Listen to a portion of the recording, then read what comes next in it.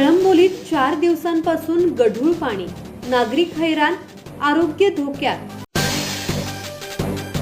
कळंबोली परिसरात गेल्या 4 दिवसांपासून गढूळ पाणी पुरवठा होत असल्याने नागरिक हैराण झाले असून आरोग्याचा गंभीर प्रश्न निर्माण झाला आहे। अनेक भागात पाण्याचा रंग पिवळसर आणि मळकट दिसत असून ते पिण्यास आणि वापरासाठी अयोग्य ठरत आहे।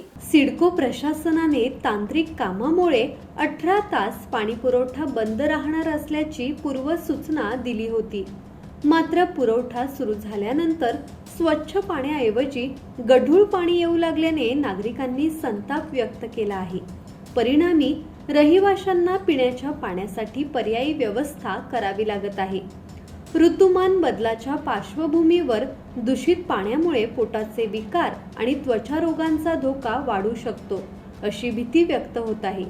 या संदर्भात मनसेचे कळंबोली शाखा अध्यक्ष स्वप्नील घाडगे यांनी प्रशासनाने तातडीने उपाययोजना करून स्वच्छ पाणी पुरवठा सुरळीत करावा अशी मागणी केली आहे। सिडको प्रशासन, सिडकोचे अधिकारी असतील, इंजिनियर असतील, कार्यकारी अभियंता असतील, तुम्ही आम्हाला पाणी देता,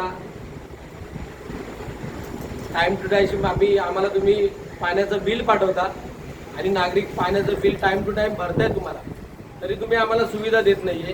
सुविधा देतात ते त्यामध्ये पण गढूळ पाणी असतं, 2-2, 3-3 दिवस पाणी येत नाही।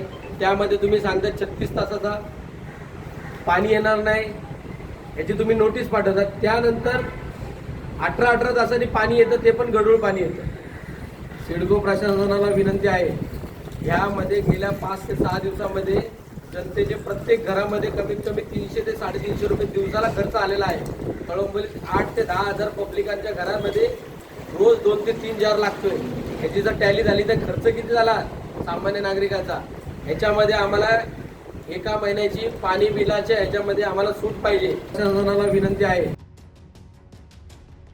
मनोज भिंगारडे, संवाद मराठी लाईव्ह, नवी मुंबई।